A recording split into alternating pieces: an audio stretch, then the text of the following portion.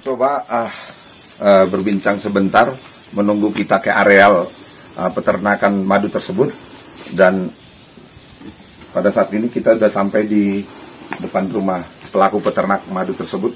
Kita akan coba bincang-bincang sekilas menunggu kita turun ke lokasi peternakan. Selamat siang, Bang.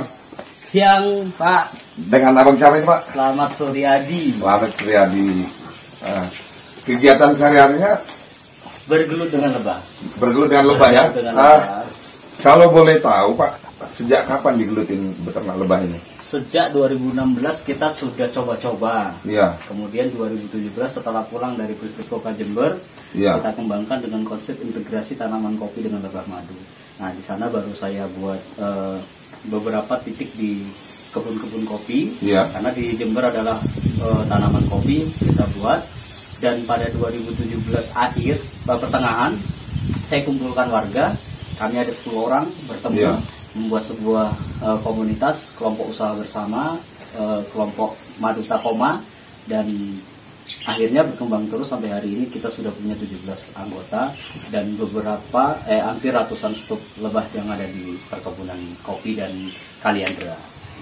Jadi peternakan lebah yang dibina Bapak, kelompok tani peternak lebah ini berada di seputaran mana saja, Pak? Ya, jadi kalau yang fokus pada kelompok usaha bersama itu hanya ada di Nagori ini, yaitu di Nagori Said Butsaribu, yang ada 17 orang, dan di Nagori-Nagori lain atau di kecamatan lain ada, tapi dia bukan bagian dari kelompok kita, tapi sebagai kemitraan. Kemitraan ya? Gitu. Peternak lebah yang di luar kecamatan Sidamani, Nagori Said Butsaribu, Iya. bermitra dengan kecamatan lainnya. Jadi sebuah kemitraan yang kami bangun, bukan bagian dari kelompok usaha bersama, karena kan asas dasarnya itu adalah kelompok usaha bersama itu hanya pada satu ruang lingkup, yaitu desa atau kelurahan begitu dia. Oh, jadi Pak, kalau boleh tahu ini produk daripada madu tersebut, marketnya bagaimana, Pak?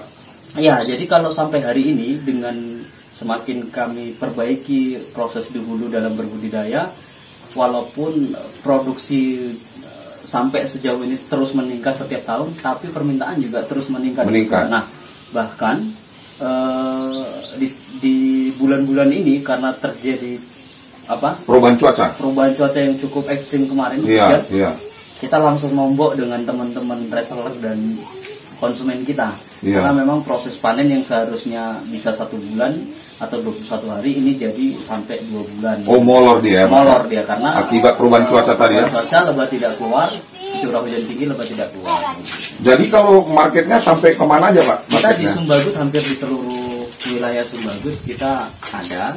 Tapi kalau untuk di wilayah luar Sumbagut itu kita ada di Kalimantan dan Jakarta serta Batam, tapi ini hanya konsumen khusus saja, dia bukan reseller. Oh, jadi bentuk produknya apakah bentuk botolan atau sasetan atau bagaimana? Ya, kita sudah kita luncurkan dua produk yang baik, yaitu yang siap kemasan baik, kemasan 650 ml, kemasan 650 gram dan 350 gram. Ini yang kita jual di pasar, tapi pun untuk reseller atau pengambilan banyak kita siapkan yang per kilo. Gitu. Nah, kalau boleh Pak, tanpa mengurangi rasa hormat Bapak, gimana Pak kalau kita berkunjung langsung ke lokasi peternakannya? Siap, monggo ayo kita jalan. Oke, ikutin langkah saya. Kebetulan abang ini ikut langsung pelaku peternaknya bersedia menemani kita untuk turun ke lapangan melihat bagaimana cara beternak madu, lebah madu yang baik. Ikuti langkah saya. Kita sudah sampai di lokasi peternakan madu tersebut, dan kita coba posting dulu sarannya bagaimana. Nanti akan kita tindak lanjutin untuk bincang-bincang dengan pelaku ternak madu tersebut. Ikutin langkah saya, dan ini areal yang sudah kita kunjungi ini adalah areal peternakan madu. Ikutin langkah saya. Lebah yang Mas miliki untuk saat ini, ada berapa unit? Kalau dari semua anggota kelompok, baik itu jenis lebah apis ataupun jenis lebah trigona, itu sekitar 600-an.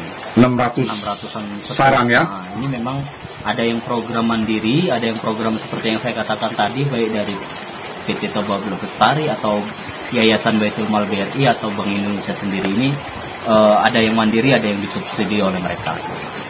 Jadi hasil produksi daripada ternak lebah yang digeluti oleh Mas Slamet ini, soal konsep pengemasannya apa dilakukan sendiri atau bagaimana? Iya, jadi ada beberapa yang saya katakan di awal, pengemasan itu kita punya pangsa pasar yang memang menengah ke atas dan pangsa pasar biasa. Ketika pangsa pasar menengah ke atas, kemasan kita memang kita kemas demikian rupa, dan ini sudah kita standarkan dengan kita urusnya BPOM dan halalnya, dan juga hakinya sudah kita urus. Nah, kalau kemasan biasa itu biasanya plong saja, tidak ada kemasan khusus gitu ya? Iya, tidak ada pakai kemasan khusus. Nah, kalau boleh Mas, ada nggak contohnya yang bisa saya lihat Mas? Kemasannya Mas? Ada. Coba Mas, diambil Mas. Nah, buat sahabat Markibong, ini Mas Slamet ini menggeluti pekerjaan sebagai peternak lebah. Terinspirasi awalnya ketika Mas ini berada di Jember. Maka pengalaman dari sana dibawa pulang ke kampung dan diajaklah teman-temannya untuk beternak lebah. Nah, produksi lebah yang digelutin oleh Mas ini seperti ini contohnya. Nah, coba kita lihat ya. Nah, produk lebah yang diternakkan oleh Mas Slamet, ya. Dan perlu kami informasikan kepada sahabat Markibong bahwa peternakan ini berada di Nagori atau desa Said Butu Saribu, kecamatan Pematang Sidamanik, Kabupaten Simalungun, Provinsi Sumatera Utara. Nah, inilah produknya. Ini asli produknya, diambil dari alam, ya, tanpa difermentasi ataupun dicampur dengan kimia. Ini asli ya. Dan tempat peternakannya langsung di alam terbuka seperti ini. Nah, coba kita lihat ya. Dibuka saja, dibuka. Nah, ini bisa dibuka ya? Bisa. Nah, seperti ini dia, sahabat Markibong, ya. Cukup kental sekali, sahabat Markibong. Ini asli.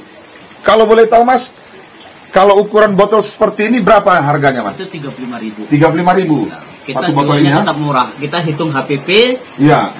Kemudian 30-35% kita hitung HPP-nya. Dari harga pokok produksi kita naikkan jadi 35%, maka muncullah harga pokok penjualannya. 35.000 lagi. Iya, itu 30. Kalau botol yang seperti yang ini? Yang ini 75.000. Nah, inilah yang saya bilang kemasan lux tadi. Ini kemasan lux ya. Ini kemasan lux yang di pangsa pasarnya mungkin ini sudah di supermarket lah.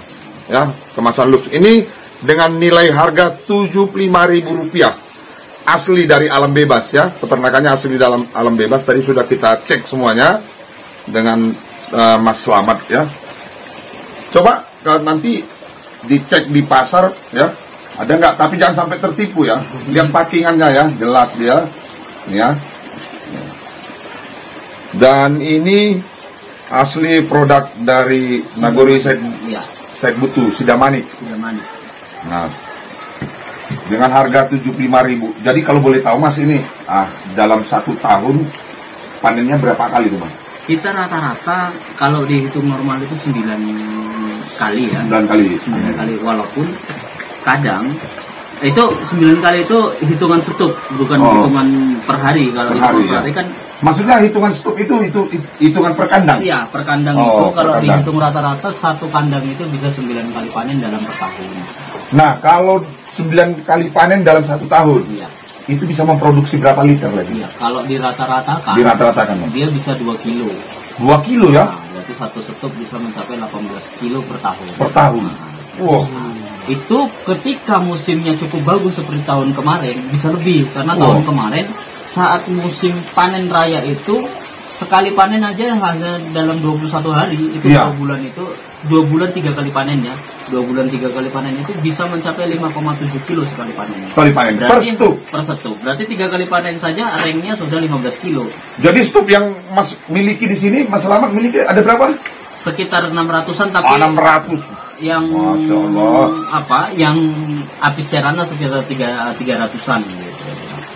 Pantas ya, tahun kemarin itu madunya itu nyampe ke Banjarmasin. Ya itu ya. Karena panennya melimpah ya. Ini kita sekarang ini sedang paceklik. Makanya beberapa teman-teman yang datang, baik seperti teman-teman media juga datang, saya katakan ya kalau untuk liputan mungkin belum begitu memuaskan karena ini belum masuk masa panen. Jadi Mas, gini Mas, kira-kira konsep Mas ke depan atau harapannya ke depan dalam dunia usaha ternak lebah di alam bebas ini, kira-kira apa yang belum tercapai di benak Mas? Iya, mimpi saya kan bukan selama ini berbudidaya lebah ini sebatas budidaya. Mimpi saya adalah edukasi dan konservasi itu adalah semboyan daripada Takoma. Makanya hari ini saya menciptakan beberapa titik-titik penangkaran, baik di Simalungun ataupun di luar Simalungun. Itu konsepnya semua harus edukasi. Kemudian yang kita perlu sadari bersama, hari ini peternak lebah masih hanya produksi itu tentang madu dan madu. Dia tidak pernah berbicara tentang hilir. Padahal produk hilir lebah itu ada 7. Yang kemudian kalau ini dikembangkan, ini cukup luar biasa. Salah satu produk yang cukup luar biasa itu kan propolis dan royal jelly. Royal jelly memang cukup sulit, tapi propolis itu Sumatera Utara itu termasuk produksi terbesarnya juga royal propolis. Ya. Jadi artinya propolis butuh bahan ini Mas ya? Propolis itu beda lagi bahannya. Ini kan sudah madu jadi ya. Nah, ini propolis nanti dalam bentuk mentah. Jadi ada 4 sumber yang bisa diambil oleh lebah, itu yang kemudian bisa kita ambil bahan untuk hilirnya. Yang pertama madu, itulah itu dari nektar tanaman atau cairan manis. Kemudian bipolen ini dari serbuk bunga. Nah, inilah kemudian yang menjadi makanan utama bagi lebah. Kemudian resin ini adalah getah. Nah, getah tanaman ini yang kemudian diambil lebah, dibawa ke sarang, kemudian menjadi getah propolis mentah, dan propolis mentah ini menjadi sumber bahan baku propolis yang sudah cair yang ada di pasaran. Nah, sekarang gini Mas, kira-kira apa saran dan himbauan Mas terhadap peternak-peternak pemula yang bergerak di bidang peternakan madu ini? Apa pesan sama peternak madu? Dalam berbudidaya lebah madu itu memang mudah tapi tidak dimudahkan, sehingga kita harus betul-betul lihat kondisi lapangan. Jangan hanya melihat oh ini bisa, tapi ternyata tidak. Caranya melihat adalah bagaimana neporea yang ada di sana. Neporea itu adalah nektar, kolam, resin, air, karena itu kebutuhan si lebah. Jangan kita berinvestasi cukup banyak tapi justru kita nanti hancur. Nah, caranya memilih adalah salah satunya seperti Takoma. Kita memilih lembah-lembah yang memang sumber pakannya cukup banyak. Makanya di sini walaupun hanya berjarak 1 kilo, ada teman kita penangkar juga, walaupun hanya berjarak 1 kilo, untuk panen madu 1 botol aja dia sulit. Karena apa? Nektarnya nggak ada, jadi mau apa yang dipanen dia gitu kan. Nah, karena ketika nektarnya melimpah, maka lebah akan menyimpan di dalam sarang itu sebagai lumbung persiapan ketika masa paceklik tadi. Yang kedua, ketika mau berternak, jangan coba-coba investasi dengan membeli bibit tanpa mengetahui ilmunya. Kalaupun saya sarankan, lihat dulu lapangan. Ketika di sana banyak bibit lebah, maka itu dulu dimanfaatkan. Jadi dia tidak rugi, dia investasinya kecil, tapi dia bisa memiliki koloni yang cukup banyak dan sudah adaptasi di daerah itu. Dibandingkan mendatangkan, contoh dari Sidamani, didatangkan ke perdagangan. Ini bisa jadi sampai sana kabur semua. Ya investasinya cukup lumayan. Kami itu kalau jual per kota apis cerana itu katakan 600.000 investasinya, 10 sudah 6 juta. Tiba-tiba sampai sana 2 hari kabur semua. Nah, ini kan investasi yang jadi bodong jadi kesannya. Gitu. Jadi neporea itu sangat penting, makanya kami punya 4 semboyan dalam inspirator lebah madu Indonesia. Yang pertama gerakan tanam pakan lebah. Dengan gerakan tanam pakan lebah maka ada alam. Apa itu alam? Ada lebah, ada madu. Dari alam kita akan mendapat amal. Apa amal? Ada madu, ada lebah. Dari amal kita akan mendapat madu. Apa itu? dengan amal kita dengan katakanlah ada alam, ada amal dan madu, melestarikan alam dapat untung. Waduh. Untungnya bukan hanya untung dunia saja, tapi untung mendapat cuan dan untung sedekah oksigen karena kita menanam. Bincang-bincang kita ini para sahabat Markibong bisa teredukasi untuk melakukan peternakan lebah dimanapun Anda berada. Terima kasih banyak Mas atas sambutannya. Buat sahabat Markibong, apa yang kita sajikan adalah fakta di lapangan. Demikian juga Pak Slamet yang sudah melakukan ternak lebah dan mereka menggelutinya, membentuk kelompok dan sekarang sudah mulai nampak hasilnya. Markibong, mari kita bongkar. Ayo Mas. Bye-bye. Mantap. Cuma